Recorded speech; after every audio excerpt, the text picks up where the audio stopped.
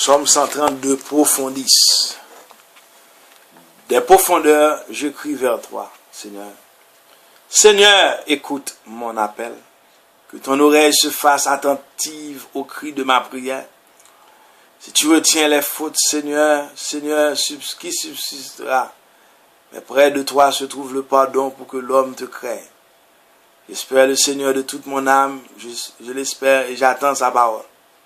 Mon âme attend le Seigneur plus qu'un veilleur ne guette l'aurore. Plus qu'un veilleur ne guette l'aurore, attend le Seigneur Israël. Oui, près du Seigneur est l'amour. Près de lui abonde le rachat, c'est lui qui rachètera Israël de toutes ses fautes. Le De Profundis est l'un des plus connus de tous les psaumes de pénitence. Il a toujours été considéré comme une source féconde d'inspiration théologique, littéraire et artistique. Dans le judaïsme, déjà dans le texte de Karam, l'attente du pardon divin est décrite au moyen du symbolisme du veilleur qui attend l'aurore comme au verset 5 et 6 de notre psaume. Dans le christianisme, la rédemption d'Israël, évoquée au verset 8 du même psaume, est désormais considérée comme réalisée par Jésus-Christ, Matthieu 1er, verset 21, car c'est lui qui sauvera son peuple de ses péchés.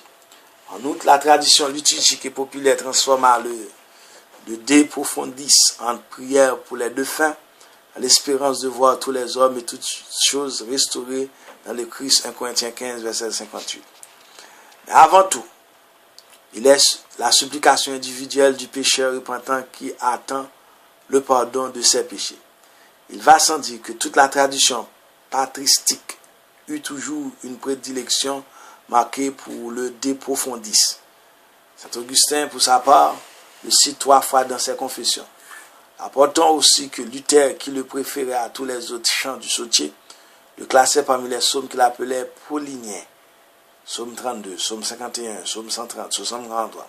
Parce qu'il entrevoyait la théologie paulinienne de rédemption par la foi seule. Sans institution ecclésiastique, il est regrettable que cette dernière restitution vienne affaiblir l'interprétation du grand réformateur. Dans la littérature et la musique, le De Profundis inspira aussi un très grand nombre d'écrivains et de musiciens. Nous ne citons que 2 noms mentionnés dans la longue liste que Ravasi transmet Paul Claudel 1943 et Lise 1881. Ce rapide tour d'horizon nous fait constater que la popularité du Profundis s'étend au milieu les plus divers, c'est qu'il est vraiment le chant de la miséricorde et du pardon. L'espérance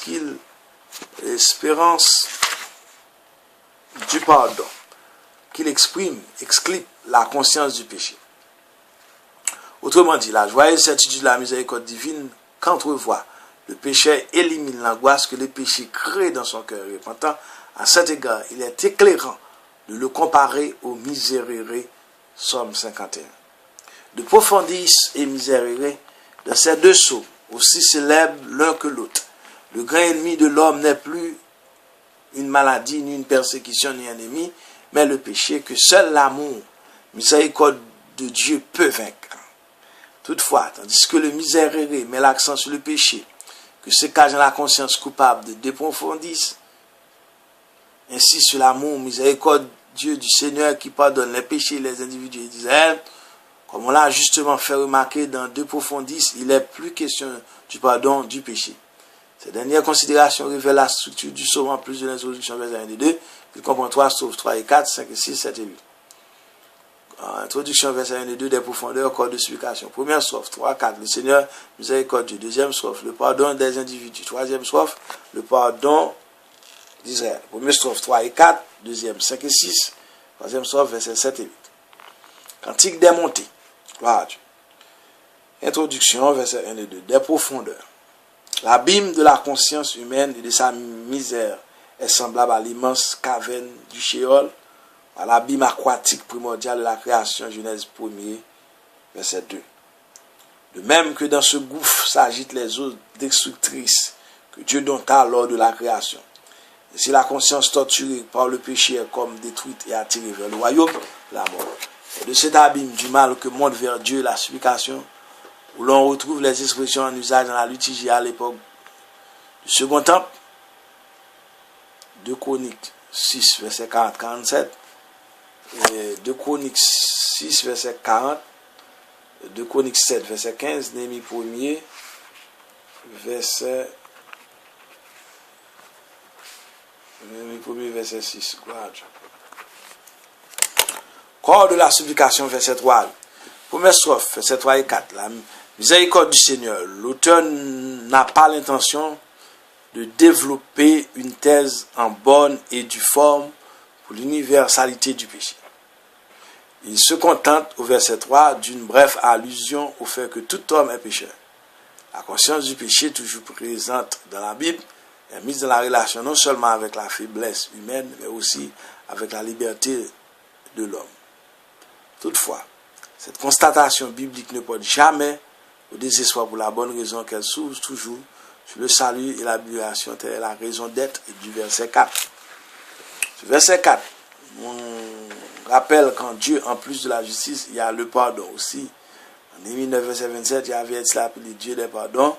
En conséquence, contrairement à la finale du misérieux de Profondis, n'exige l'immolation dans aucun sacrifice.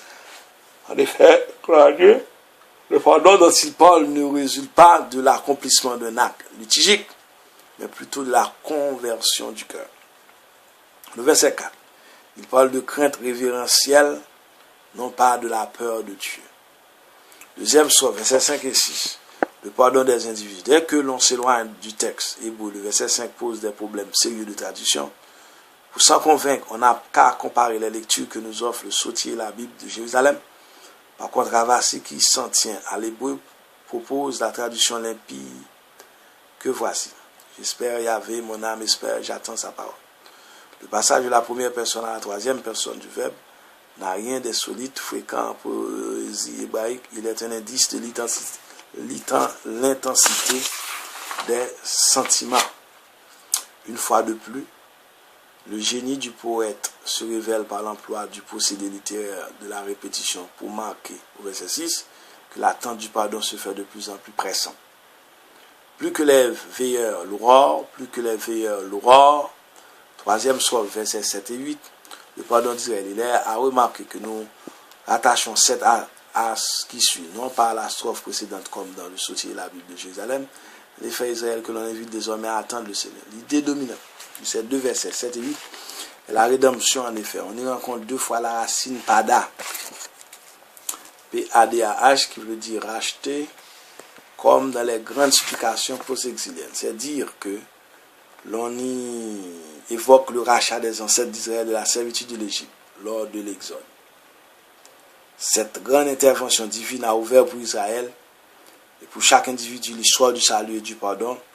Ces deux amours, celui de Dieu manifesté par le pardon et celui de l'homme exprimé par la contrition du cœur, établissent un pont entre notre enfer et le paradis de Dieu. Aussi, à la question « Qu'est-ce que l'enfer ?» Dostoïevski, qui sonne comme un nom allemand, répondait « C'est le tourment d'être incapable d'aimer et d'être aimé ». Le De Profundis est le psaume par excellence des âmes pécheresses. On peut aussi le considérer comme le psaume des personnes de faim. Les premières demandent le pardon de leurs fautes, les secondes sont accueillies dans le royaume éternel. Quelle prière exprime mieux que ce poème les aspirations des unes et des autres? Amen, amen. Que Dieu vous bénisse. À très bientôt pour le psaume 131. Voilà.